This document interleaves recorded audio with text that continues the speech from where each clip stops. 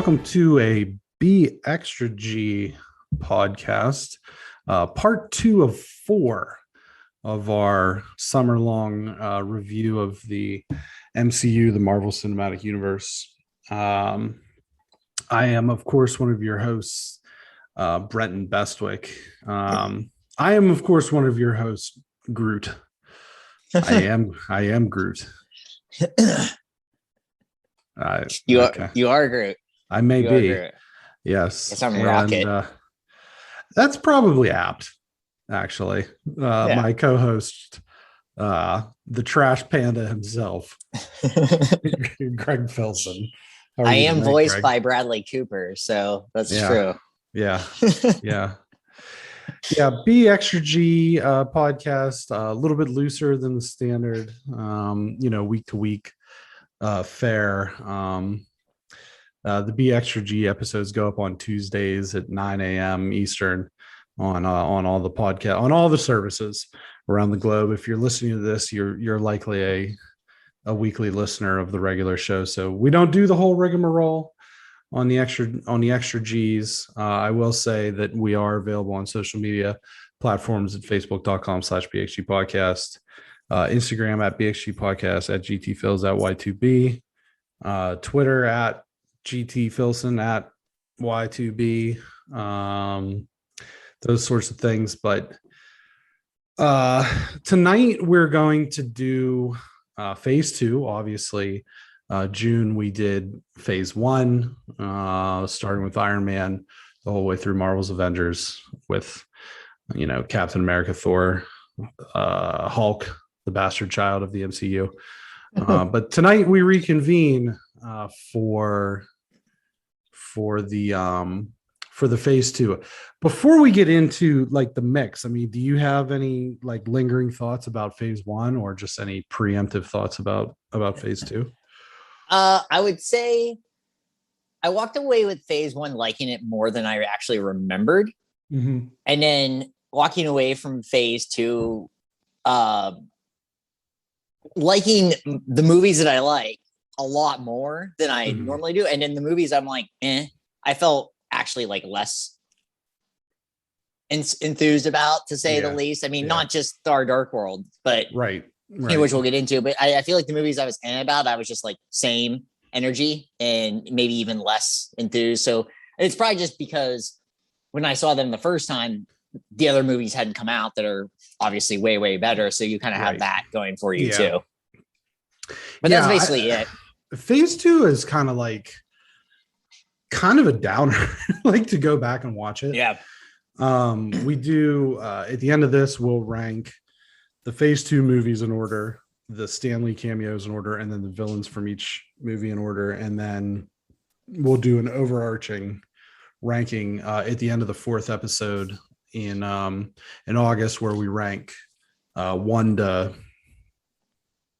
23, 24 of all of those, of the MCU, of the villains, of the Stanley cameos.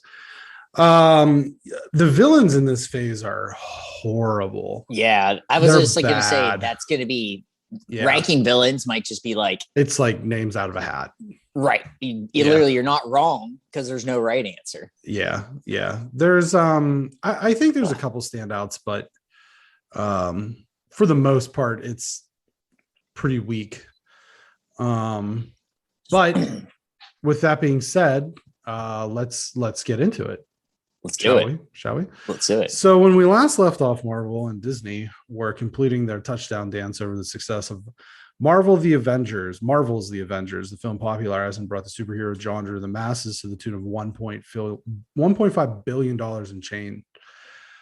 The second phase of the MCU would focus on the fallout of the Battle of New York, ranging from the demise of S.H.I.E.L.D. and the rise of Hydra to the personal effects felt by the Avengers. New heroes were also inbound in the form of the Falcon, Ant-Man, the Vision, Scarlet Witch, and the little-known Guardians of the Galaxy. So the first movie up in phase 2 is Iron Man 3. With a budget of $200 million, a gross of $1.25 billion, so it did very well at the box office. The cast, obviously, Robert Downey Jr. returns as Tony Stark, Don Cheadle as Colonel James Rhodes, Gwyneth Paltrow as Pepper Potts, Jon Favreau as Happy Hogan, Guy Pearce as Aldrich Killian, Ben Kingsley as Trevor Slattery, aka the fake Mandarin, which we'll touch on. Rebecca Hall as Maya Hansen, Ty Simpkins as Harley Keener, with Paul Bettany as the voice of Jarvis. The villain here being primarily Aldrich Killian, who is in possession of this think tank. And, there's the overarching story of the Mandarin. The Stanley cameo is Stanley is a beauty pageant judge on a television who gives like a happy 10 to the contestant. The end credits scene is that Tony has a therapy session with Bruce Banner. This movie deals very heavily with Tony's like PTSD from the Battle of New York, going through the wormhole with the nuke at the end of Avengers, that sort of thing. Just a few other just tidbits. Ty Simpkins signed a 3-picture deal to portray Harley Keener, and so far he has appeared in Iron Man 3 and Endgame, which begs the question whether or not he will pop up again. This was the first Iron Man not directed by Nerd Jesus Jon Favreau. It was directed by Shane Black, and it spun off all the Marvel one-shot All Hail the King.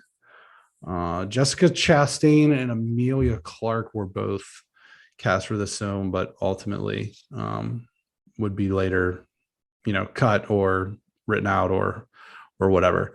So before we get to, kind of the controversial part of Iron Man 3, what was your kind of overall takeaway from Tony's third solo outing? So this movie is one of the to me movies. It's it's a lot better than a lot of other movies out there, but just in the scheme of this, especially after we came off of the Avengers and we go into this movie just really. And I watched these literally back to back. I finished Avengers and then watched this, and I shouldn't have done that because like the original Avengers, as we discussed, is so stupid good. Yeah. And then you come down to this, and you really come down. Like you said, so it was just more of the to me. I knew how the battle is. I like Guy Pearce. I do actually like him. I think he does a good job of being that villain. But for me, it's just it doesn't really move that much. The first 2 Iron Man movies, whether you like, I think everyone pretty much likes those. I mean, 2 is kind of weird, but I think you kind of like them. Yeah, you love it. But you love it. But like no one hates those movies, but they at least move. This movie doesn't really move along. Yeah. I feel like the pacing's really, really slow. And that might be the directing, because it's a different director. For me, it's just there's nothing. It's one of those movies. There's nothing necessarily bad to me about it. It just isn't as exciting as you want a Marvel movie to be, especially when you come off of the Avengers. Like then that may be on me too. The fact that I literally went back to back on these. Sure. And so I maybe needed to take a period of time. But, when you're watching all these movies all at once and you have an actual life, you kind of have to speed through some things. So that might be it. I mean, I will say the one thing about, and then we'll get back to this, but the Stanley cameos in Phase 2 might be my favorite overall Stanley cameos. Because I do he's always kind of screaming, or he has this very weird edge to him about these. So he cracks me up every single time. So I like that one. I mean, I like the end credit scene too, because that is funny. And it's kind of more of what I want. That's more of what I want from Tony. It was a little too sad, I guess, in a way. And I understand the reasoning for it, but it felt like, even though there were the humorous Tony Stark moments, it wasn't the Tony that you kind of want to get you through things. Right. Because when the world's literally ending, he's funnier than he is in this movie, where it isn't Thanos and stuff like that. So I think that's my takeaway. What about you? This isn't an Iron Man movie. It's a Tony Stark movie. Correct. That is something that I think was a conscious choice that was made, that we're going to show him as much as possible not in the suit. And because the first movie, solves this problem, makes the suit, has to learn to use the suit, learns to use the suit, perfects the suit. It's all about the suit, right? Right. The second movie is just, he's in the suit and he's fighting Rhodey, who's in another suit. And then at the end, they're fighting Whiplash, who now he has his own suit, and it's just more about the suit, right? So they really, this movie shows that Tony can get the job done without the suit, at least in some ways. I mean, we talk about, Cap has super enhanced, he's basically the peak perfection human being in terms of like strength, agility, all that stuff. Hulk's obviously Hulk, Thor's a god, so on and so forth. Tony's just a guy. He just has this suit. But this movie made a conscious decision to show him without the suit. I think the line when he's with Harley is, you're a mechanic, so be a mechanic. Yeah. And so he comes up with like the taser glove and, the different ways to kind of fend off the threat of the extremists, thugs, who are so just kind of dialing back. The premise of the story kind of goes with Aldrich Killian. He's this kind of like nerdy dude. I think he's like, has a disability of some sort. And he comes across this extremist thing, which is basically they give you an IV. It's almost like super soldier. And it helped veterans who had lost limbs grow back those limbs. And it helped like with his disability, he was able to, like, he didn't need his walking bracers anymore, that sort of thing. So it's supposed to perfect you in terms of a physical thing, but the downside of it is that the formula is incomplete or it's not perfect. And so if things go haywire, you literally explode like a bomb. And so these guys are coming to Tony and they're blowing up and he's having to do all these things. And he gives away his address to the Mandarin being the whole like overarching thing. Right. Which, we'll get into.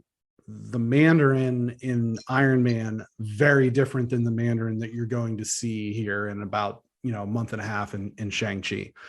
The Mandarin is historically an Asian character. It's like, and like part of the reason they took it in this direction was because the Mandarin is like a kind of a racist character. Yeah. And so, they went a different direction where the Mandarin is this kind of like basically created out of nowhere terrorist that brings inspiration from like the Taliban and Al Qaeda and all of these things. But Killian's behind it the whole time. But in some point, Tony gives away his address and they come and bomb his mansion in Malibu. And so then he's got to figure it out without the suits because they're all underwater and the one that he was in is shot and he has to figure out how to fix it. So I think that like part of the reason why this is not as exciting as you said, because I completely agree that this movie is not as exciting, is that it's not an Iron Man movie. It's a Tony Stark movie. That's kind of a long-winded way of bringing it back to my initial point. And this was a theme I was going to get into with another movie, but I might as well start it off here because this is the first movie. Is I think phase 2, if you're a comic book person, is the most comic book, and I'll maybe go into this with every movie, is the most comic book phase of all these movies, because sometimes there are just comic books of Iron Man where it is just Tony Stark. Right. Sure. And you don't even, there's not even like a scene of Iron Man. There's nothing. It is just him talking, figuring stuff out, trying to work out deals and things like that. And, and the biggest reason is that they have to publish so many of those.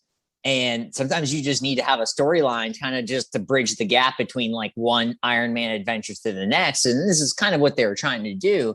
And that was the thing it really popped in my mind watching a couple of these other ones. Like, whoa. And, like I said, I'll get into it with probably most of these, that I really think this is the most comic book, and not the sense of like Flash and action and stuff. Yeah. There's a whole other thing of comic books that if you're not into comic book person, you probably don't necessarily, and I don't want to like put this in a weird, like, you just don't understand. and I will explain it in other movies, but this is like a really, to me, this movie was very comic booky. And I remember reading comic books like this as a kid, whether it was Iron Man or Spider-Man, where you're like, when's he going to get in the suit?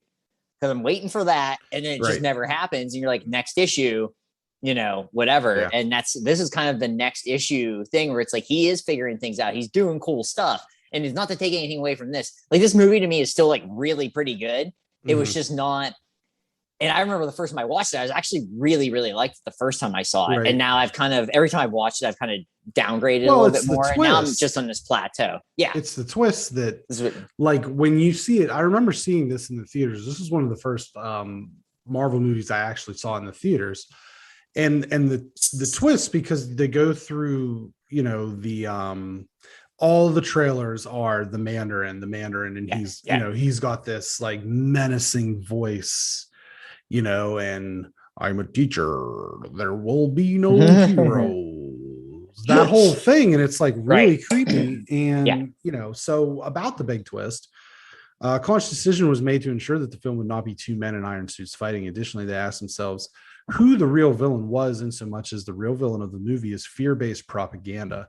Many fans did not like the big curveball that the Mandarin, whose first appearance was in Tales of... So I started doing this in this one, and I wish I would have done it when we did phase one, just because I think that this is an interesting point as well. But the Mandarin's first comic book appearance was Tales of Suspense, issue 50 in 1964. So the big curveball that the Mandarin was a fabricated threat made by a man in a different kind of suit, Aldrich Killian, and then portrayed by strung out stage actor Trevor Slattery, Ben Kingsley. Many of these criticisms were addressed in the Marvel one-shot All Hail the King. However, it remains possibly the biggest twist in any MCU film to date. So I remember seeing this in the theater, and when it's revealed that he's just this like washed up, burnt out English stage actor, I mean, I didn't really know what to make of it. I was like, what the hell is this? And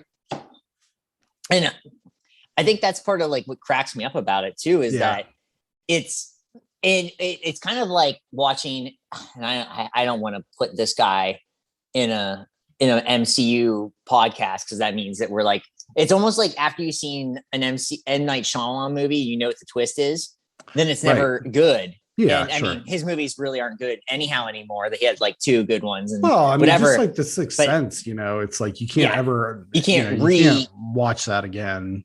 So it's like, and that's probably it for me, is that, after you realize that Ben Kingsley is just this actor, and that scene when you find out is actually still so funny though. Yes. It's so funny because he's just like, I'm Trevor. The whole thing. I'm Trevor, and Slights props.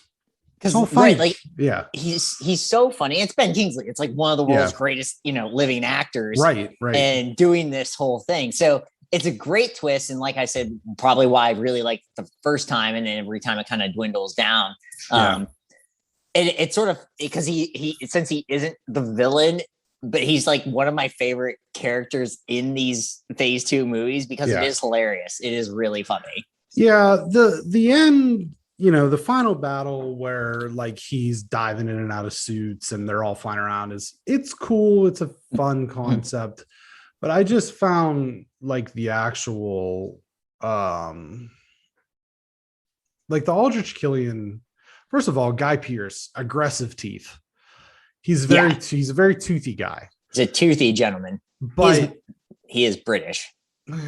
This is going to be a common theme throughout this phase, just a forgettable bad guy, So Iron Man 3.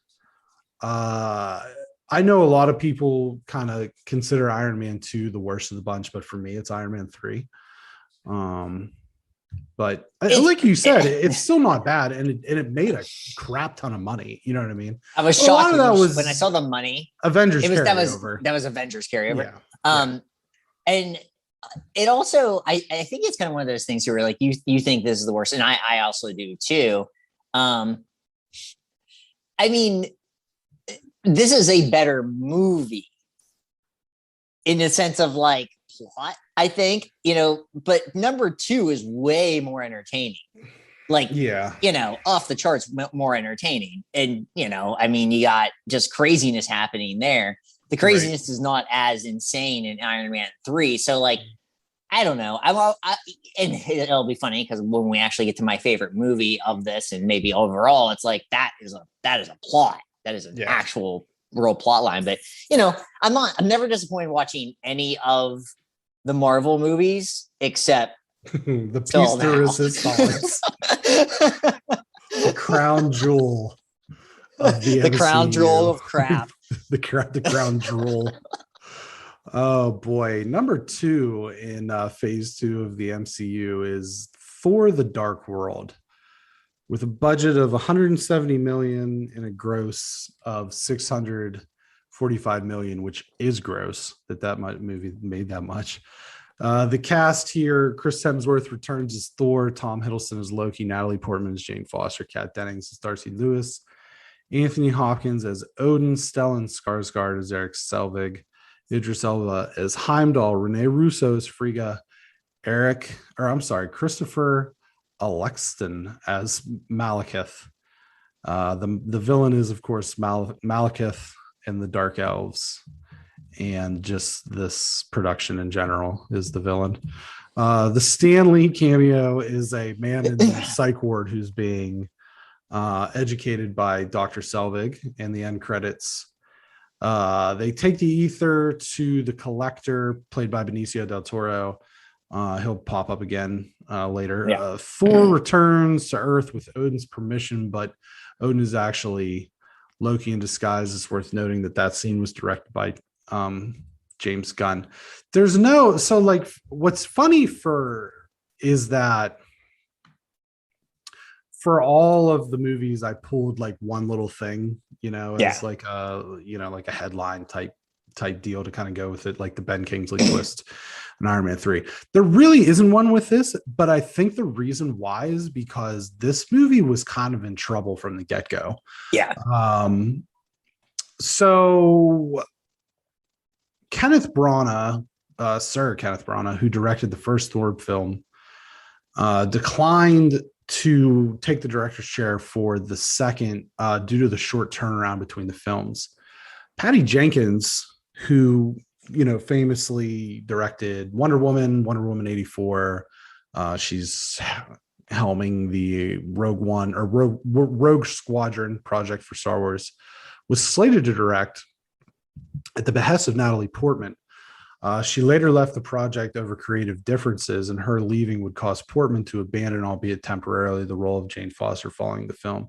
Alan Taylor, who was noted for directing episodes of Mad Men and Game of Thrones, sat in the director's chair. Kevin Feige was noted as saying that this would likely be the end of the Loki trilogy, which explored Thor's relationship with his brother. However, test audiences did not believe the God of Mischief to be dead. And with the character's popularity at an all-time high,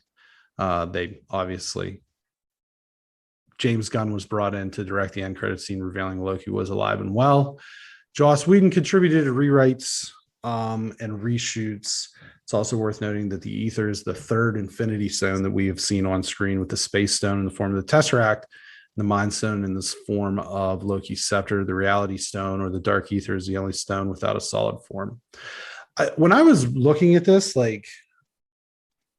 reading quotes about Alan Taylor, who directed The Dark World, saying that Joss Whedon kind of saved their bacon.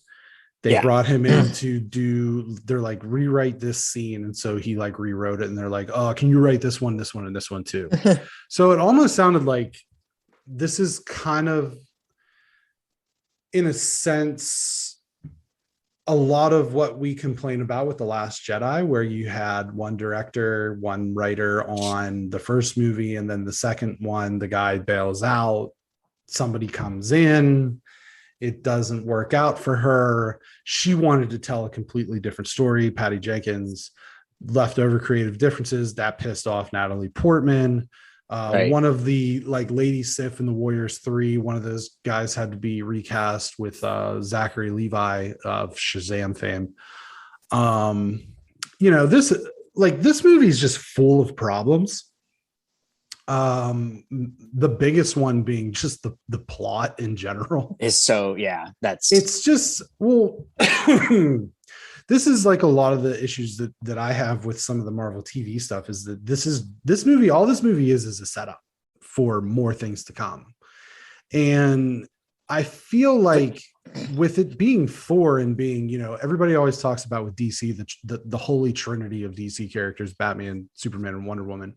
And you kind of have that with the Avengers characters with Thor, Iron Man, and Captain America. For them to just kind of like basically use this as a filler movie is kind of disrespectful to the character.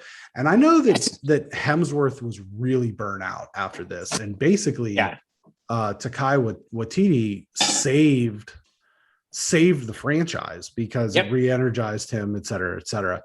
So it's like, the plot. I mean, do you want to even like unpack the plot at all? I don't think it's really worth it. I mean, because I think it's just this was a movie that I watched the other movies while I was watching this. Like I would watch 20 minutes of this and I'm like, good Lord. Yeah. I mean, there's just nothing. And it makes me disappointed because the Wonder Woman movies are, like 84 is not as good as the original, but they're entertaining at the very least. So it would have been interesting to see what I would like to know, like, release the Jenkins cut or something. It's like one of those things where like, is it I would like to know what her actual thing is with this movie, because like the fact that Natalie Portman was so pissed that about it, and because this movie has nothing. I mean, there's just, like you said, it's filler. It just does nothing for me. I like when I finished it, it felt like work. I'm literally saying it felt like work to me, and I didn't like that. And I don't look at any of the other Marvel movies. I don't even really look at the Hulk movie, as work so much as this is just like, what were they doing? You can almost tell, like you said, that Chris Hemsworth, was pretty bummed out after this. I mean, they seem bummed out when they're making this movie, and beyond the fact that it's just the dark world, but it's just, there's nothing to it. It's just not entertaining. The action almost is like, there's just nothing to me. I can't even, I would love, this was, what's funny? This was the first Marvel movie I saw in theaters. That's funny. And I was like, what a disappointment. And I remember seeing it and then going, like walking out and being like, well, we're screwed. Like I thought like this might be it. Like now we might be in trouble because this movie sucks. And we, luckily, what happens afterwards changes things for me, but it still did, well. Yeah. Commercially, I mean, 645 million gross. The problem, and again, this is not uncommon in this phase, is that just such a forgettable villain, forgettable foil, just to go over the plot a little bit. The Dark Elves warred with the Asgardians, with Odin's father, Bor. The ether is what gives them their power. It's the reality stone. It was hidden in Earth. Jane absorbs it into her. They have to figure out a way to get it out of her. There's like planets aligning, and so realities, and not really like realities in the sense as we're seeing now with like the multiverse stuff, but like realms are aligning so that you can kind of go in and out of like the different realms. You can be on Earth, you can be in Asgard, you can be in Jotunheim, whatever. And some of the effects that they did with that were kind of cool in the last battle, but just like the villain, like I've seen this movie a handful of times. I mean, it's not one that I go back to willingly ever. Right. But, I've seen it probably 3 or 4 times. I had to look up what the bad guy's name was to write the write-up. Right. You know what I mean? And I know that happens. I know that happens in at least one other movie, not in phase 2. It's a phase 3 movie. But when that's what you're dealing with, where you have people who are, I would say, hardcore Marvel fans, it's a problem if you have to Google the bad guy's name. Yes. And so just, like I said, this movie was it had a lot of problems. Its development was somewhat tortured, and it shows, you know what I mean? It certainly shows the whole way through. The big moment being obviously probably Rene Russo's character is killed by one of the dark elves. That has a significant kind of effect moving forward for both Thor and Loki as characters. But like, that's the thing, is this movie carries very little of it forward, other than, that little bit, and the fact that kind of the plot device, the MacGuffin is, if you will, is the Reality Stone. Right. So, but that's kind of it for this. Yeah. It's, I don't think I want to spoil our like last episode, but this is not ranked high on my list of Marvel movies. No, I can say with confidence that it's probably at the very bottom of my list for, And that's the thing. It's the old thing of like, Big East ACC basketball. Somebody's got to finish 16th. Yeah, exactly. That's just how it's going to be, So this somebody's got to finish 23rd. This is definitely the Rutgers. Yeah. The Boston College of the world. We move on to the UNC. The probably, the real gem of phase 2, which is Captain America and the Winter Soldier. Budget of 177 million, gross 714.4 million. The cast: Chris Evans returns as Steve Rogers, Scarlett Johansson as Natasha Romanoff, Anthony Mackie is introduced as Sam Wilson, Samuel L. motherfucking Jackson as Nicholas J. Fury, Robert Redford as Alexander Pierce, Colby Smulders as Maria Hill, Sebastian Stan as Bucky Barnes / the Winter Soldier, Frank Grillo as Brock Rumlow, Emily Van Camp as Sharon Carter. The villain in this is kind of tricky. Yeah. It's hard to kind of nail it down. I mean, the Winter Soldier obviously is the most like sort of ethereal, elemental bad guy. But Alexander Pierce, the rise of Hydra, the fall of S.H.I.E.L.D. is really what the villain is. The Stanley cameo for this movie is the security guard at the Captain America exhibit at the Smithsonian who loses all the Cap memorabilia and says, "I'm gonna be screwed." Or, it's so funny. The end credits being the Maximoff twins being revealed. Some other trivia: this is the first film of a quartet of MCU films to be directed by the Russo brothers. Nick Fury's fake tombstone, and I didn't see this until I didn't catch this in the movie at all, so it's kind of cool. Nick Fury's fake tombstone at the end of the movie is engraved with Ezekiel 25:17, which is a reference to Jules Winfield from Pulp Fiction. The intent of the movie was to make a political thriller from the beginning rather than to try to revisit the past before Steve went on ice. Anna Kendrick was considered for the role of Sharon Carter. The film was primarily filmed in Cleveland, Ohio, as was the original Avengers. Joss Whedon wrote and directed the end credits scene, and this won the Washington, D.C. Film Critics Award for the best portrayal of Washington, D.C. That is a real award. Yeah. And the film is considered to be one of the most grounded in the MCU. So I know that this is, I mean, when we did our list of top 10 movies, this was high on your list of top 10 movies. I think it was in the top 3, if I'm not mistaken.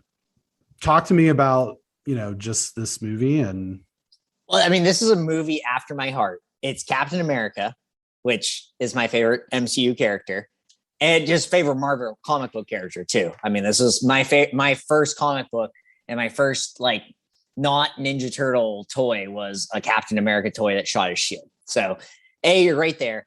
Then you make a spy thriller. So you're taking my favorite genre of movies like James Bond and Mission Impossible movies, which I love just in general.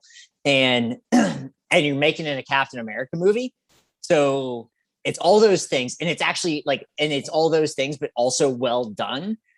You really have this thing of Hydra and S.H.I.E.L.D. are kind of corrupt, and Captain America's getting kind of pissed off. And you're starting to see the turn where Captain America doesn't trust things which becomes a bigger thing, going forward.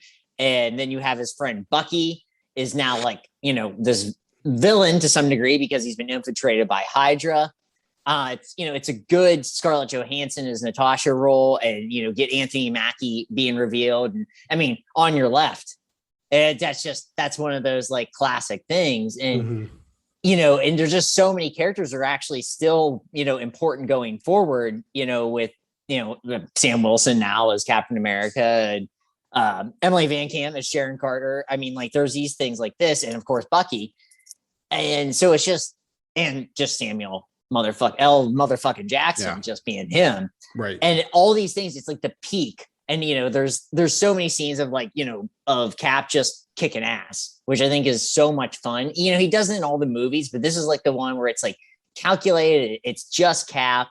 I love Robert Redford in this movie too, as like the scoundrel. I think that is so good.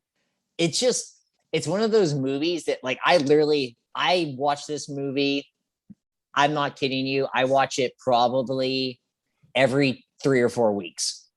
I just put it on and let it roll. And I'm never disappointed. I think it never stops. It's so funny because we go from Thor to this, and Thor is nothing but stop signs. And this movie is green lights the entire way, all the way till the end. I think, and then you have the Maximoff being revealed, which is super, key, obviously, now going forward in the MCU. So to me, it's the best movie with it's the best Captain America movie to me. Easily. It's, like I said, it may end up, probably ends up being my favorite of all the Marvel movies. It's hard to say because you go back and rewatch. This one I've just seen so much. Like I've said, sure. I have, I know like Dallas said, I oversaturated myself with John Mayer, but I may have oversaturated this. This movie it does not stop from the very beginning. It's funny enough. It still hits the notes of being funny, but it's serious enough. And the fact that it's a political thriller that is different. It's so different than the rest of the movies, especially, we go from space, Thor, all that stuff to like you said, it's the most grounded of these movies. So it just seems, as realistic as the most powerful, human being can be with, a super fluid being put into, characters. It's the most, I guess, realistic of these movies, with still being like, holy crap, this is an action movie that has really cool shit happening and like actual like things at stake that aren't space related. Like the world's not at risk, right, in a sense, but like things are still really at play here. Yeah, I mean, kind of the plot being that Shield is going to launch these helicarriers that we see in the Avengers with this sort of keyed in program called Project Insight, in which it could potentially target from the atmosphere anyone on Earth who poses a threat to Shield, but not really Shield. It's actually Hydra. At this point has completely infiltrated Shield. There's an assassination attempt on Nick Fury's life. There's political intrigue. There's the board. There's all these folks, that don't know what's going on. You have the different characters. I think one of the very interesting things is the character Jasper Sitwell, I think is his name. Who shows up he's in the original Thor. He's in maybe Iron Man 2. He's in the One Shot, the Consultant. I feel like he's in the Avengers somewhere. He's just all along like a good guy. Like he's just like this guy that keeps popping up as a Shield guy. And then you find out in this movie that he's a Hydra agent. So there is that cool thing. I feel like this is one of the most top 3 in terms of rewatchable movies in the MCU. I think that, despite it's not my favorite MCU movie, but it is a movie that I come back to often. And that's why, I think that it's kind of, it's definitely the cream of the crop of phase 2. I don't think that there's any way around that. Not to, spoil our list or anything, but we've both kind of alluded to that. But with that being said, and even though we both really like this movie, we kind of have to have a talking point with this. Yeah. And so I'm going to phase this to you in this way. And it's going to be it's going to be a sneak attack. Okay. Okay. I'm okay with that. So you've got the first Avenger, which was kind of subpar, or like maybe par. Sure. Yeah. Maybe I think it's par. I think it's par. And you have Winter Soldier, which is, I think by and large, most people consider it one of the very best films of the MCU. Captain America Civil War, which we've said ad nauseum when discussing it, Avengers Light. So here's my question. And I've already watched Civil War as part of the rewatch. So I'm kind of on that in my headspace. Sure. But here's my question for you. Winter Soldier has Sam Jackson, Anthony Mackie, Scarlett Johansson, Sebastian Stan. Civil War has everybody, right? Right. Is Captain America a strong enough character to carry a movie on his own? Because the evidence points to maybe he's not. Yeah. In the way that. Well, this is a good question. This is a good question. I don't think there's a single MCU character that is strong enough to completely carry a movie by himself other than Iron Man, because it's Robert Downey Jr. I would argue that only because it's Spider-Man. Robert. I just don't think. I think the thing is like with Spider-Man is like, I think that is more because everyone's favorite character in Marvel is Spider-Man in like this weird way. So no matter what, we always care about that. And I love Tom Holland as Spider-Man, but it was Tony Stark popping up. It's literally, and so that's my thing. And like in the order, Spider-Man's too, it's, other famous people were like in those movies is like, and it's, to me, the villains were always the villains in Spider-Man are actually the best villains in all of Marvel. It's sort of funny to me. So it's like and I think Chris Evans is awesome as Captain. I think he is Captain America, like off. It's sort of funny. And I don't want to get, we don't need to get too off of this because this is, but he took this on as like, I am actually Captain America. Like, I'm going to go to the White House. I'm going to talk to the Senate. I'm going to talk to he takes on the role of being Captain America. So I won't disagree with you. Is he a strong enough character?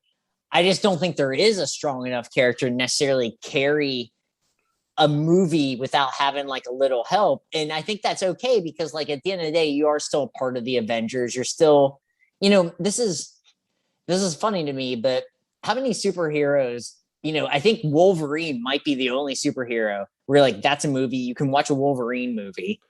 Well, in Marvel, because Batman.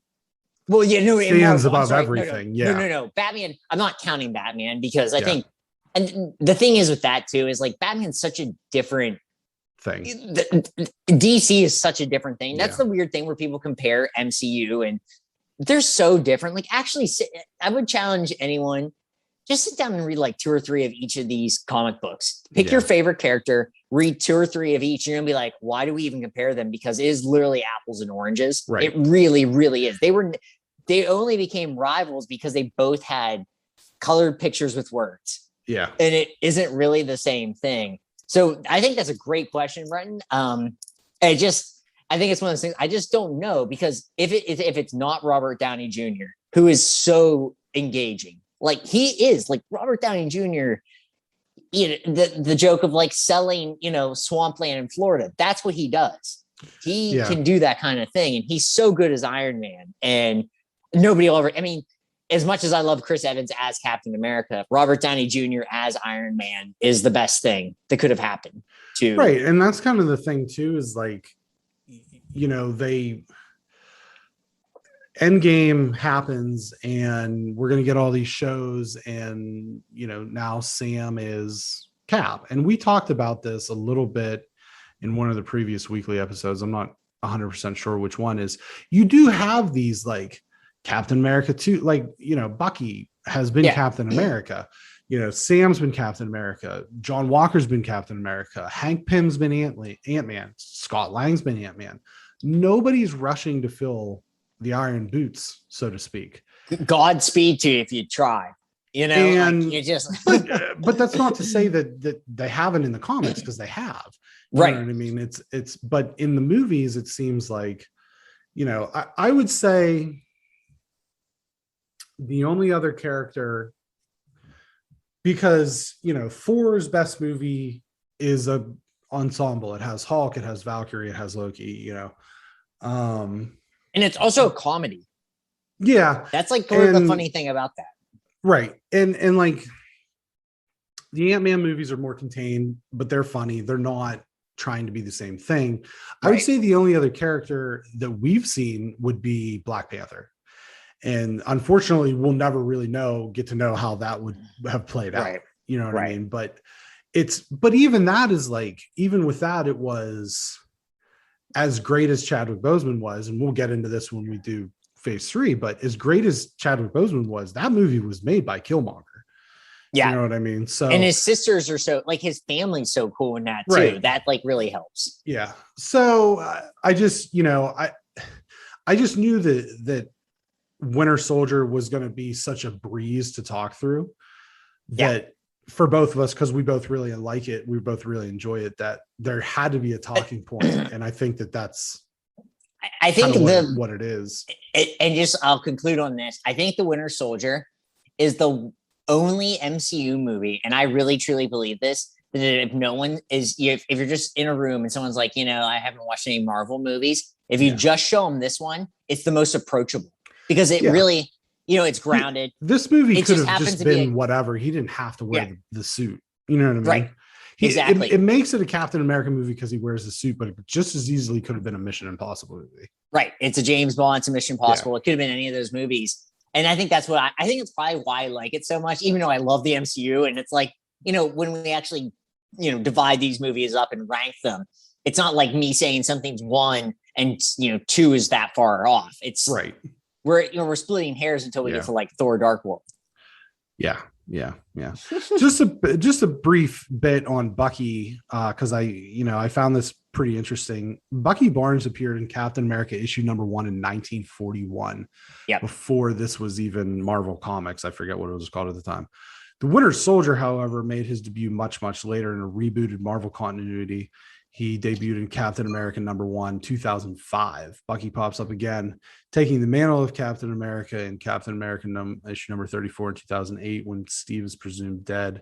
At the time, he had no special abilities in the comics until the Fear Itself crossover event in 2011, in which he is given Infinity Formula, a janky version of Super Soldier Serum used by S.H.I.E.L.D. to give long-lasting life. Comics are insane.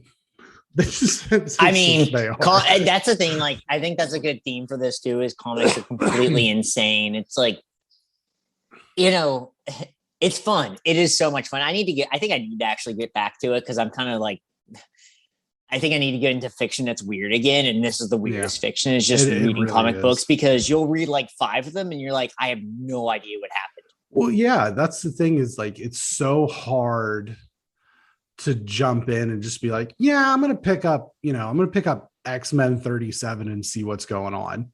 And like, it's just like, where's Wolverine? Where's Cyclops? Who's North Star? Why does Nightcrawler have a goatee? You know, all this weird stuff.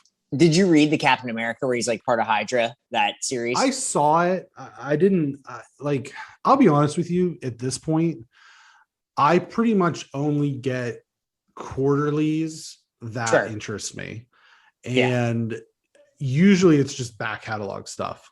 Like my thing is like mostly Batman. It's just mostly Batman graphic novels at this point, because those are, as far as comic book goes, like, there's good stuff on the Marvel side.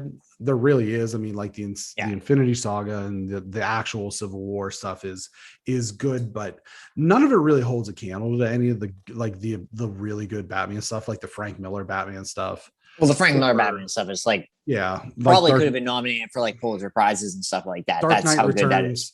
And like you were saying, the difference between DC and Marvel is, what I would say is, you know, pick up, if you really want to get into this, but also see what the difference is, pick up your favorite Marvel character. Just go get a graphic. It doesn't have to be anything, anything major. You don't have to go straight to like the Infinity Gauntlet or Civil War. Just pick up like a Spider-Man. Actually, I would suggest not doing just the major things because Spider-Man. Yeah, the crossover events are crazy, but just like pick up a Spider-Man quarterly and just peruse it, and then pick up the Killing Joke. Yeah, and you will see like just how different. Not really, it's not really competition. It isn't. It's two totally different things. Two very different things. Yeah. Because there's like dark stuff happens in Marvel from time to time, but like not the Joker like beating one of the Robins to death with a crowbar. Not that, or just raping people. That's what he does. I mean, that's weird. That doesn't happen, frequently in Marvel. Moving on. To the next film, Guardians of the Galaxy, a budget of 195.5 million, a gross of 772.8 million, starring Chris Pratt as Peter Quill or Star-Lord, man. Nobody. Zoe Saldana as Gamora, Bradley Cooper is the voice of Rocket Raccoon, Dave Bautista as Drax the Destroyer, Vin Diesel is Groot. That always just blows me away every time. Michael Rooker is Yondu, Lee Pace is Ronan the Accuser, Karen Gillian is Nebula, with appearances by Glenn Close as Nova Prime, Benicio del Toro as the Collector, John C. Reilly, Jimon Honsu, and the first on-screen appearance as Josh Brolin as Thanos. Other actors who tested for the role of Star-Lord included Zachary Levi, Joseph Gordon-Levitt, Eddie Redmayne, Joel Edgerton, Jim Sturgis, Jack Houston, and Lee Pace, who ultimately was the villain. Amanda Seyfried was originally offered the role of Gamora. Chadwick Boseman and Jason Momoa. That's wild. Well, the Chadwick Boseman thing is real wild, but Chadwick Boseman and Jason Momoa were on the short list for Drax. The considered voices for Rocket, in addition to Bradley Cooper, were Jim Carrey, H. John Benjamin of BoJack Horseman fame, Danny DeVito, Bob's Burger too. I think that's what it is. Not BoJack Horseman. It's Bob's Burger. He might Bob's be Burger, and he's the spy. He's the spy Archer. Guy too. Yeah, Archer. Yeah. He's also the can of beans in Wet Hot American Summer. Mm-hmm. Danny DeVito, mixed vegetables. I'm sorry. And Adam Sandler were all at least considered for Rocket. The villain, as we said, Lee Pace, Ronan the Accuser. Stanley Cameo through Rocket is citing people up for bounties, and he sees Stan chatting up a young woman on Xandar. So good. The end credits, there are I think there's two. Howard the Duck with the Collector was the end credits scene. The film focuses on the fifth Infinity Stone, the Power Stone, leaving only the Soul Stone as whereabouts unknown. Chris Pratt lost 60 pounds for the role. James Gunn, after Chris Pratt auditioned, James Gunn had no one else in mind. He even said that if he didn't lose the weight, he would have CG'd a six-pack on him. Guardians Awesome Mix Volume 1 reached #1 on the Billboard Top 200. It is the only soundtrack ever to achieve that without an original track on it. Music is obviously a heavy factor in this film, and the primarily 80s soundtrack shines throughout. So give me, before we kind of unpack the Guardians and who the hell they actually are, give me your initial I really take. like this movie. I just like, this is one of those, when I said the movies I was about, and the movies I really like, I just really like. This movie, I just always like every time I watch it. And I've seen this movie, I would say at least a handful of times, if not more.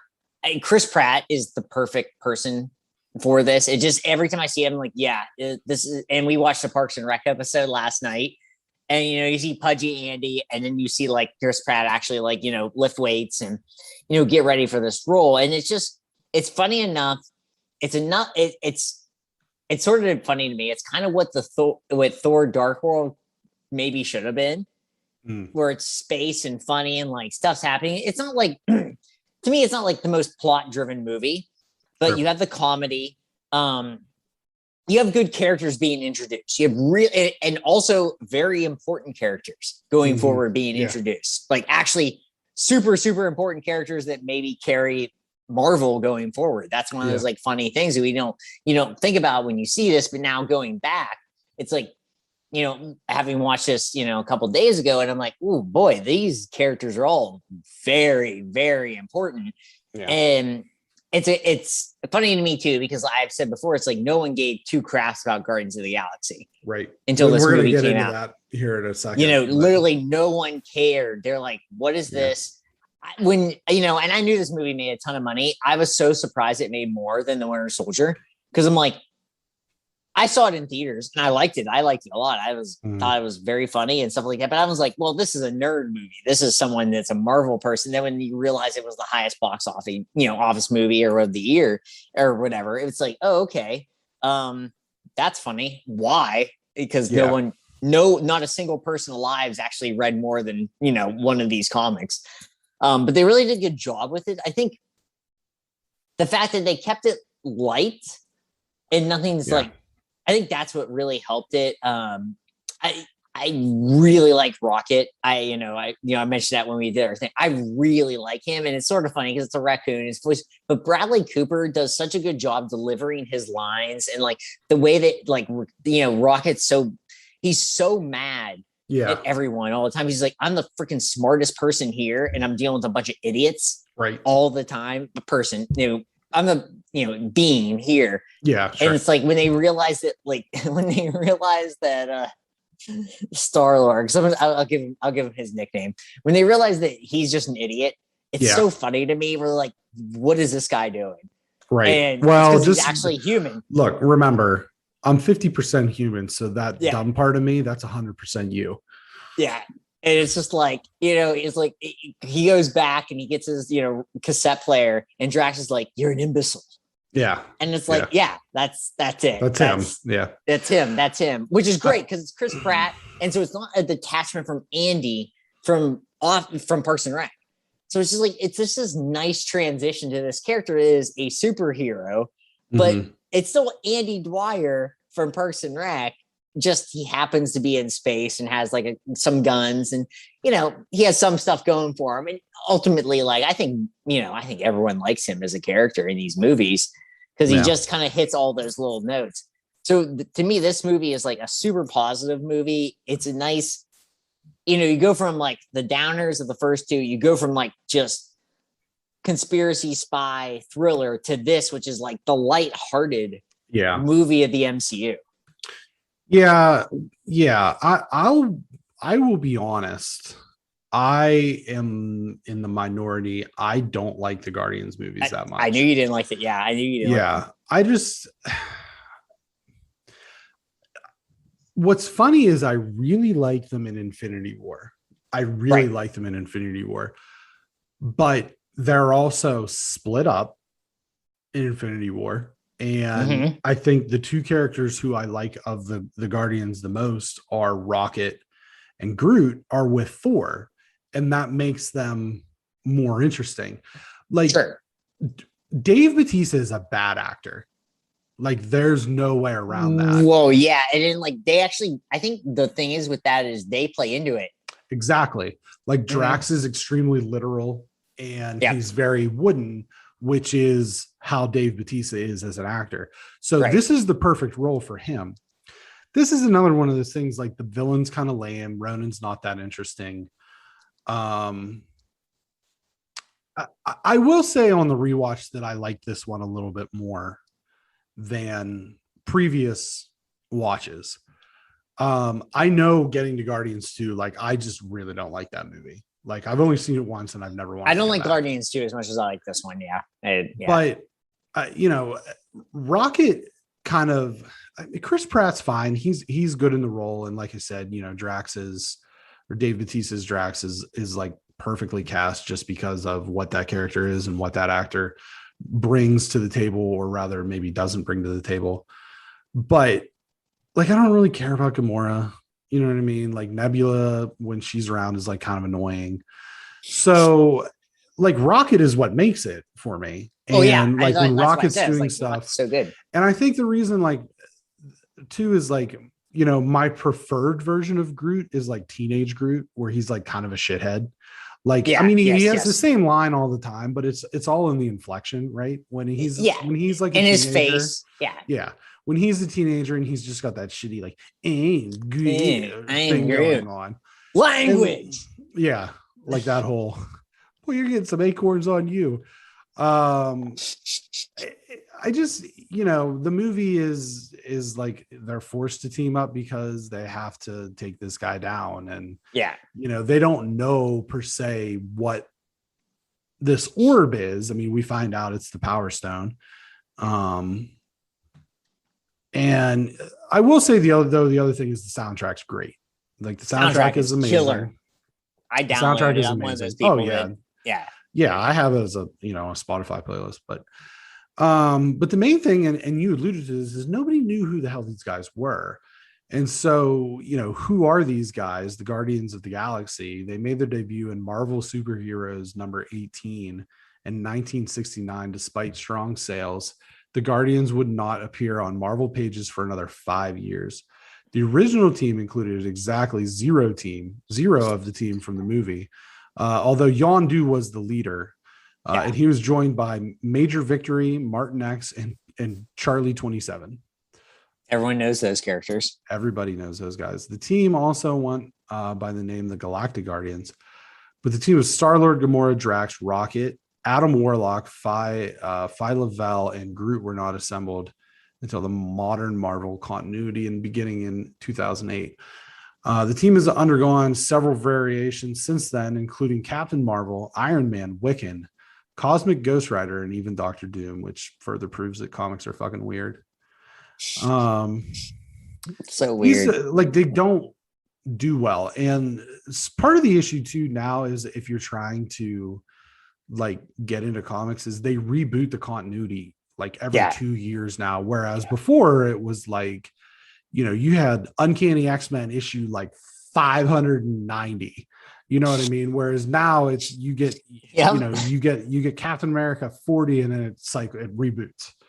So it's hard to kind of keep up with like the different continuities now, especially with Marvel. DC doesn't do that as much with the reboots and stuff like that. But you know, this was a major risk for the MCU to take on a group of people who traditionally did not perform well in terms of comic sales, and that really nobody knew who they were.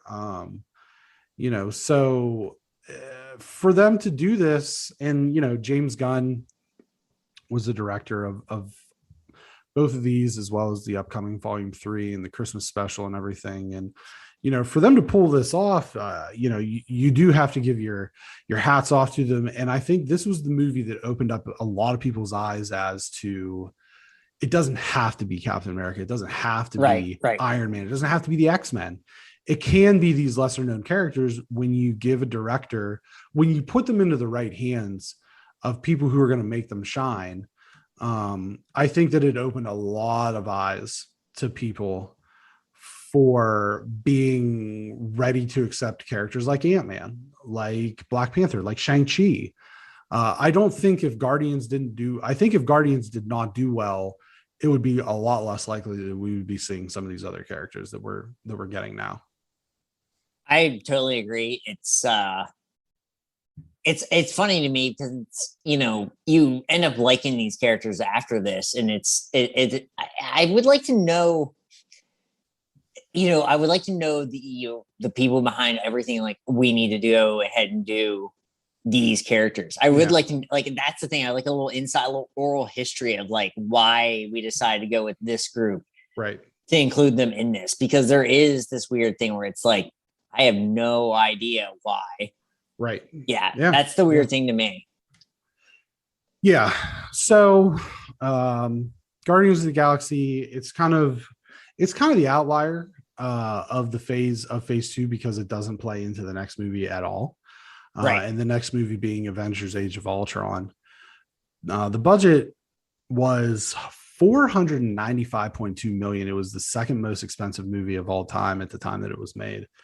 But it did gross $1.4 billion. It starred Robert Downey Jr. as Iron Man, Chris Evans as Steve Rogers, Chris Hemsworth as Thor. Scarlett Johansson as Black Widow, Mark Ruffalo as Bruce Banner, Jeremy Renner as Hawkeye, Sam Jackson as Nick Fury, Elizabeth Olsen introduces Wanda Maximoff, Aaron Taylor Johnson as Pietro Maximoff, Colby Smulders as Maria Hill, Don Cheadle as James Rhodes, Anthony Mackie as Sam Wilson, Paul Bettany as the Vision and Jarvis, Andy Serkis as Ulysses S. Claw, and James Spader as the voice of Ultron. The villain, obviously, again, is Ultron. Stanley Cameo was a drunk army vet at the Avengers party that gets hammered off of some of Thor's mead and says, Excelsior. The end credits was Thanos grabbing the gauntlet and saying, fine, I'll do it myself. Some other trivia. Ultron's first appearance was in 1968 in Avengers issues 54 and 55. Despite the name, the story is not lifted from the 2013 story arc of the same name in the Marvel continuity. In the comics, Ultron's original, his origin is nearly identical, with the primary difference is he is created by Hank Pym and not Tony. Spader was the only choice for Ultron, and Spider-Man and Captain Marvel were both in early versions of the scripts, but later written out due to the rights with Spider-Man not being secured yet and Captain Marvel having not been introduced yet. So, Age of Ultron, hit me. I love this movie. It's not like it's one of those things where it's like, yeah, I know a lot of people kind of crap on it, and this is my thing where I go back on like a comic book movie. They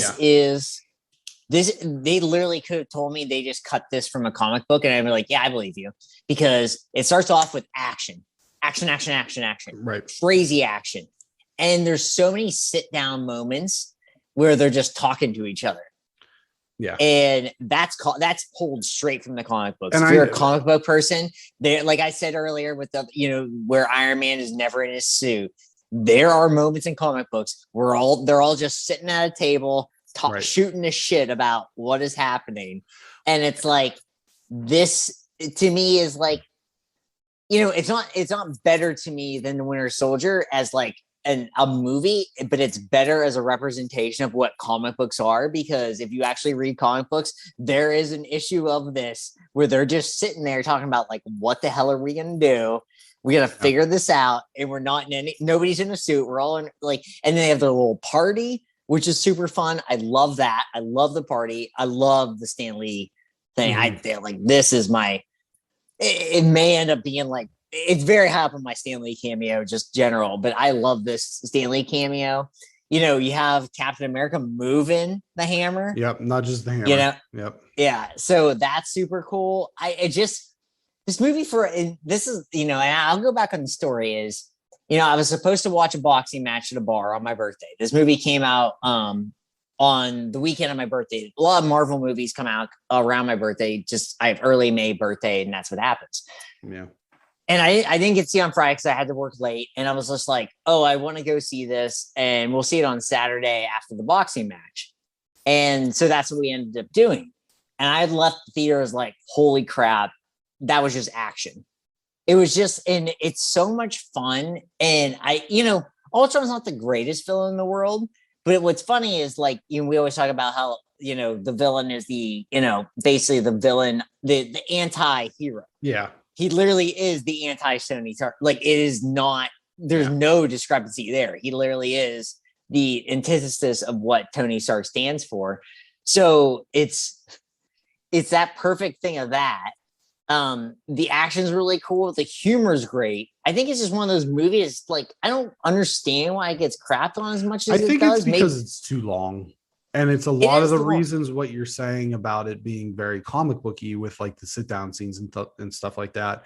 And then like when Thor goes off to the wading pool, that whole thing. I was going to say, that's the only part I don't like. Yeah. That's the only thing I don't like is the Thor, like, it's probably 20 minutes too long. It's probably 20 minutes too long. I don't necessarily disagree with that, but I do love the sit down scenes. And maybe that's just me being a weirdo and being like someone that has read those and be like, oh, they're just figuring things out. Because a lot of times it's like, in comic book movies, no matter what comic book, DC or Marvel, it seems like they just figure things out on the fly. Right. In this one, they're like, we actually have to sit down and like talk about shit.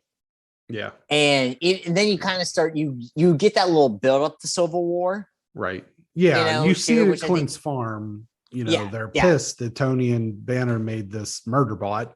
Yeah. And, you can see like the beginnings of the fractures. I think I really like Ultron. Yeah.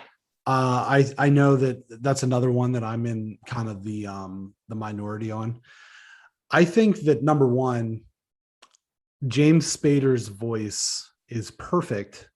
So because he is like so like monotone, and it kind of brings out like how crazy Ultron is, because Ultron from a villain standpoint is like completely unhinged, and you see it in the I think the moment that typifies it the best is when they're going to Claw and they're down in Africa, and obviously he shows up and he's a big deal with Black Panther and the vibranium, and Ultron and the twins go and they're trying to deal with him, and he cuts off his arm.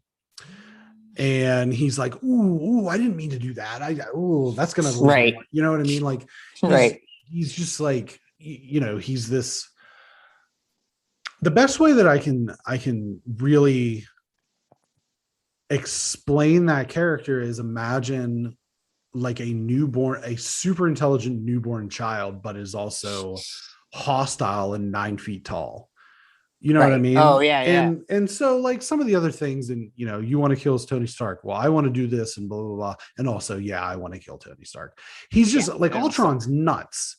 And that's kind of like what I really like about that character. And I don't know if anybody else's voice would have made that character work that well, but he was the only choice. He was the only choice to play Ultron.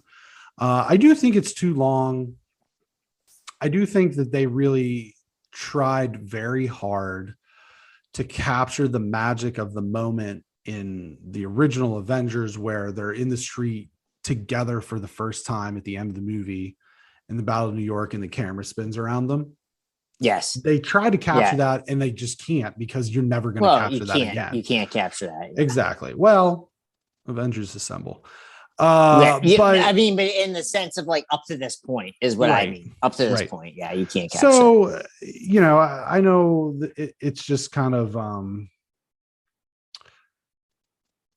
it's just not as good. It's Iron Man 3, it's Thor Dark World. It's just not as good as the one that came before it. Yeah. And what's really unfortunate, I think, is that Phase 2, before we get to the last movie here, Phase 2, they said, was like, as a whole, this is our Empire Strikes Back. Right. They even went as far as that every character, there's a character in all 6 of these movies that has their hand cut off in one form or another as a tribute to Empire Strikes Back. Like, that's a real thing. That's a trivia point that you can look up. And I just feel like it missed, because that's what they wanted to do, and they just didn't pull it off, like with any of these things. I do think this points well towards Civil War, but overall, it's like it's a Phase 2 movie, good, not great, except for Winter Soldier. Yeah, right. Yeah. I think that's the overall theme, and it, like I said, I think when you try to be too much of a comic book and not enough of a movie, that's what hurts you. Yeah. I think my overall theme is these movies were too much being the comic books and not movies for whatever reason. And I don't know if that was a conscious decision or an unconscious decision to make these more like comic books. Yeah, it's weird. Yeah. Just a note on the Maximoffs, enhanced versus mutants historically and canonically. Canonically? I don't know. Yeah, whatever. It's a weird word. Canon. in canon. In canon. Although the canon has later been retconned, the Maximoff twins were the twin siblings born of the classic Marvel and X-Men villain Magneto, which made the mutants, with the Scarlet Witch being one of the most powerful mutants in the Marvel continuity. However, at the time, mutants, Magneto, and all the rest were owned by Fox, who were the shepherds of the X-Men franchise. Thus, Marvel Studios and Disney had to do some rebranding and gave the twins the origin story that they were, quote unquote, enhanced and given their powers by Hydra experimenting with Loki's scepter, which contained the Mind Stone. However, after the Fox acquisition, WandaVision hinted that Wanda had powers all along, which may play with the idea that mutants have existed in the MCU unbeknownst to the greater MCU timeline. We'll see how that pans out, but that's why they're not, because a lot of people were like, they're Magneto, why aren't they mutants? Blah, blah, blah. Well, that's why it's the Spider-Man thing, it's the Hulk thing. It had to do with literally they own the rights to mutants. So it's crazy. And what's funny to me about like the people that get super comic book about this, what about all the other shit? Like that's the thing to me. It's like don't get too comic book about this. Otherwise, these movies would suck. Yeah. Sorry, I love the comic books, but these movies would suck if you're like, hey, let's just make these comic book movies. Yeah, the comics are too crazy. That brings us to our last film of phase 2, which is Ant-Man. The budget is 169 million. The gross was 115 million. Starred Paul Rudd as Scott Lang, which is Ant-Man 2. Evangeline Lilly as Hope Van Dyne, Corey Stoll as Darren Cross, the Yellow Jacket, Michael Pena as Lewis, Anthony Mackie as Sam Wilson, Michael Douglas as Hank Pym, cameos by John Slattery and Haley Atwell as Howard Stark and Peggy Carter. The villain is the Yellow Jacket.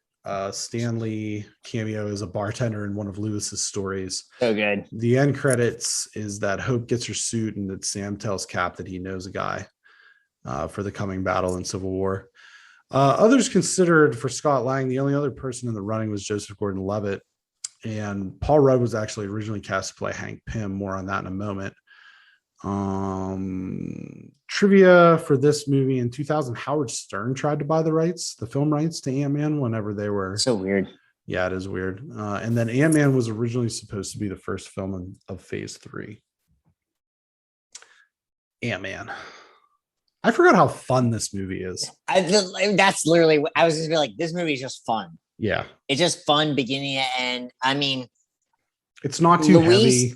Luis is the best thing about this movie, right? Because he does the little flashbacks with the stories. Or he's like, my guy, this and this and this. And it's like, this is so funny. And like, I mean, this is a movie that, I mean, all these movies I feel like are perfectly cast, but having Paul Rudd as like, you know, Scott Paul Lang. Rudd doing Paul Rudd doing Paul Rudd things as Scott Lang. You're like, this is the guy, right? I mean, like, it's so weird. You're like, to me, it's just as good a casting as, you know, Chris Evans and Robert Downey Jr. It really is. Yeah. Because it is literally just perfect character that you can't take too seriously because he is a bank robber. Like, he's a robber. He's a career criminal. Criminal. But with a nice heart, you know. Yeah. But he still is robbing banks and screwing people over. It's like this really funny thing to me. And, you know, going back on this, and I've watched, what's funny is like, this might be the best story I have with all the stories we have. My mom does not give a crap about MCU. Right. She would buy me the comic books. She supported that I like comic books. My mom was always like, if you're reading something, you're reading something. Yeah. Doesn't matter if it's comic books or a book. And she said to me, and she would come and visit me because we don't, you know, we didn't live in this, we don't live in the same places, but we'd visit each other here and there. And she goes, I think we should see a movie. And I was like, oh yeah, sure. Any movie you want to see. She goes, I really want to see Ant-Man. I was like, Mom, that's a Marvel movie. She goes, yeah, but you know, Paul Rudd's in it. Yeah.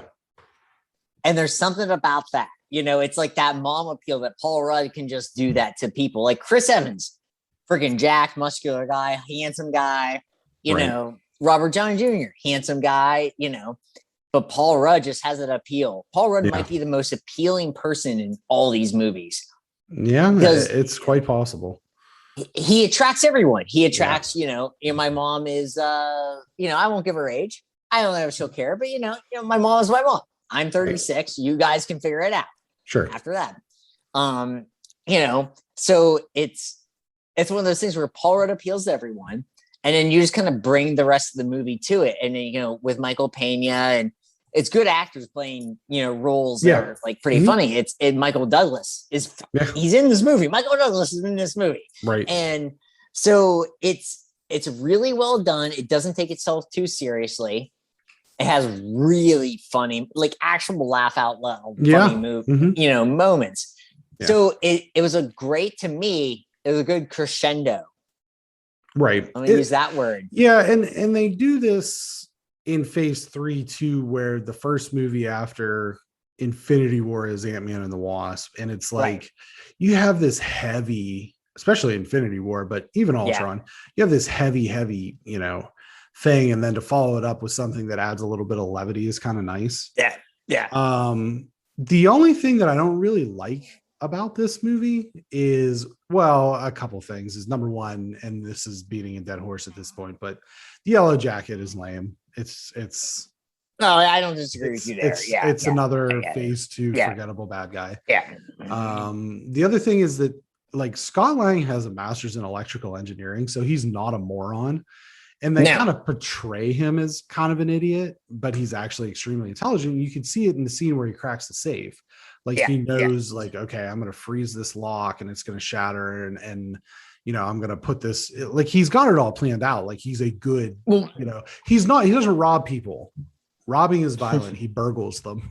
I think what's funny about that is like, he does have that, but I think the reason why they portray him is like not as smart. It's like, why didn't you do something better with your degree? Yeah, sure. You know what I mean? So I think that's actually the reasoning behind like the portrayal of that. Yeah. Well, like we said, he was originally cast as Hank Pym, who was the original Ant-Man. In the comics, Hank Pym was one of the original members of the Avengers. Yeah. First appearance, Tales to Astonish, issue 27, 1962. A history that was somewhat alluded to in the flashback scene with Howard and Haley Atwell. Writer of the original draft, Edgar Wright wrote the original draft and then bowed out of the directorship. He always wanted to make a Scott Lang appearance or a Scott Lang movie. Scott Lang's first appearance, Avengers 181, 1979. But as the Pym character has a sketchy history of arrogant and destructive behavior, which closely resembles other key members of the team, Reed, Stark, Tony, the decision to use Ant-Man 2 Scott Lang, who is a career criminal with a heart of gold and master's in electrical engineering, made the character more relatable to audiences and separate the character from existing characters. Pym made his comic debut. I already covered that. I think that was a typo. So I mean, Hank Pym, obviously the original Ant-Man. Scott Lang shows up much later. He plays the mentor role, which I think that was the best direction to go. We didn't need another 100%. brainy scientist who's an arrogant guy. Right. We already have a couple of those rolling around. But I mean, this is a very lighthearted movie. It's just very fun the whole way around. So that brings us to the conclusion.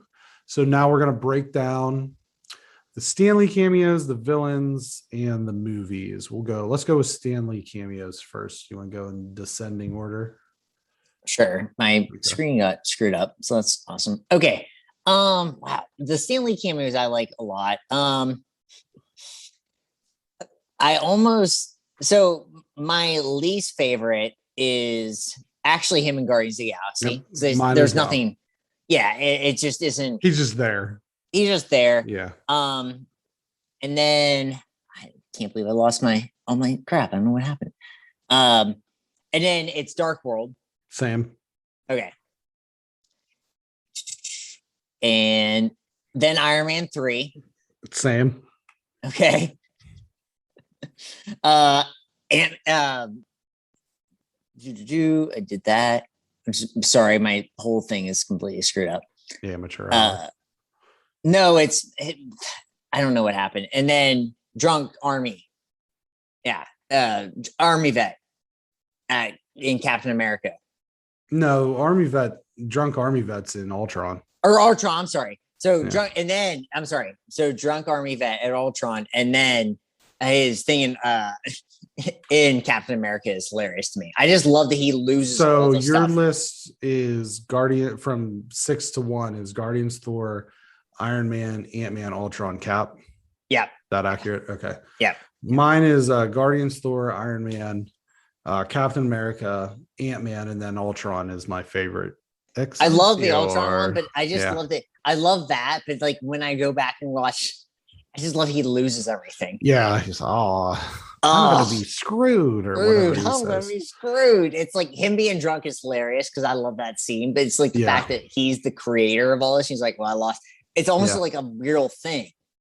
Yeah, kind of. You know, I lost everything. Yeah, which he did. That's true. Yeah. Villains. Number 6, the Dark Elves, Malekith. Yes. Yeah. That's I'll be honest with you. The bottom 3 were, like I said, names out of a hat. Yeah. Number 5 for me is the Yellow Jacket. Yep. That's where I have it. Mm-hmm. Number 4 was Ronan the Accuser. Yep. Number 3 was the Mandarin / Aldrich Killian. Yeah, that's I think we're actually heading in the right direction here. Well, I have number 2 I have is the Winter Soldier / Hydra, and number 1 is Ultron. That's actually what I have. Oh, I like Ultron as a villain better. I like Ultron as a villain better. I just like the rest of the movie. Yeah. I think our like actual movie list is gonna be, I think 1 and 6 are the same, and everything in between is probably gonna be a little bit different. My thing with Ultron, with Winter Soldier is that I don't think there is an actual sustainable villain. It's hard to pick one is too weird, but Ultron down. is obviously the villain, so that's why I go with him. Yeah. Yeah. Now, Phase 2 movies. Number 6, Winter Soldier. No, just kidding. Winter Soldier, easily the worst. Thor: The Dark World. Yeah, obviously. Number 5 for me is Guardians of the Galaxy. It's so weird. I think 5 for me is probably. Oh my god! I'm just like, I wanted to think about this in the moment. It probably is actually Iron Man 3. Yeah. Number 4 for me is Iron Man 3. Okay. And then Guardians for me. Okay. Next. Yeah. Number 3 for me is Ultron. Yeah. Okay. And then number 2 is Ant-Man. It's just fun. And it was Ant-Man for me, and then and then it's Winter Soldier's number 1. Winter Soldiers. And this is the only time where I feel like the gap is actually very wide. Pretty tangible. Yeah. I think that's just one of those things. Phase 1, 2. I mean, Avengers is pretty head and shoulders above everything. The reason I say maybe differently is because like with Phase 1, we're just trying shit out. Yeah, sure. So, but this one, like, kind of know what you're doing. You still have a movie that's a clear, better movie. So, yeah. So that concludes Phase 2. Phase 3 has 1, 2, 3. I think it's 95 movies. 6, 7, 8, 9, 10, 11 movies. So here's what we're gonna do. We're gonna do one. The first episode is gonna be Civil War, Doctor Strange, Guardians 2, Homecoming, Thor Ragnarok, Black Panther. Okay. So that'll be the first 7. And then we're going to do that as a part 1. And then part 2 will be Infinity War, Ant-Man and the Wasp, Captain Marvel, Avengers Endgame, Spider-Man Far From Home. Yes. Which is weird that that's part of it, but that's weird. I feel like that should be a Phase 4 movie, but I'm not the one who decides these. BeXtraG podcast, random Tuesdays in the month, 9 a.m. Eastern Standard Time, 6 a.m. Pacific Time, 4 a.m. Hawaiian time. Aloha. I'm sorry, I don't have the Australian time. It's the next day. Yeah, good day, mate. Just look for Wednesday, Australia. Throw your shrimp on a bobby. and There then you just go. go look for this Yeah. and be afraid of everything. Be afraid of everything that you see in Australia. Right. The BXG podcast weekly publishes 12 p.m. Eastern Standard Time on podcast services around the globe: Podbean, Apple Podcasts, Google Podcasts, Spotify, Amazon, you name it, we're there. Social media accounts. Social media accounts are facebook.com/BXG podcast, Instagram at BXG podcast, at GT Feels, at Y2B, GT Feels, not GT Feels. That's perverted sounding. Twitter at GT Filson, at Y2B. Marvel Phase 2, always a lot of fun. I will admit I'm pretty tired because I've been up a very long time at this point, but it's okay. You know, I think, you know, I really like these movies are great, and to just kind of sit down and be able to talk about them. And I'm really excited for Phase 3 because that's when things get really good. Right. Yeah. There's one movie there's 11 movies in this thing. So again, it's the ACC thing. One of them's got to be number 11. And there's like 2 or 3 that are like just they don't hold up to the standard of the rest of them, but and then there's a couple that literally make me like tear up. Yeah. I'm not gonna lie to you. Literally make me get emotional. Yeah. So, you know, excited to, I've already started watching. I'm on, finished Civil War. It's really long. Civil War is really long. It's like 2 hours and 40 minutes or something like that. Yeah, it's a long movie. But so is that comic book though. If you read that thing is long as shit. Yeah. With a way different ending, everyone. Well, a whole just a lot of it's different, but that's neither here nor there. Yeah. But otherwise, you know, check out our latest episode, Space Jam review, Sob Rock review with our friend Dallas, Summer of George with our friend Mitch. You know, movie news, all the rest. So, you know, otherwise, tell your friends, tell your families, tell your mothers, and also, Royal Caribbean. If you're looking for a little late, this is not a paid promotion. If you're looking for a nice, it's late summer, and you're like, hey, you know what we need to do? We need to get away, and I can't recommend. Are you trying to short their stock? What is this? No, I'm trying to make money off their stock. I'm not going to short it. I wouldn't promote them because I respect them so much, and they put out such a great product. This is not a paid promotion. Tell your friends, families, and mothers about the unmistakable essence of the BXG podcast. Thanks for listening, everybody. Thanks, everyone. Excelsior. Excelsior.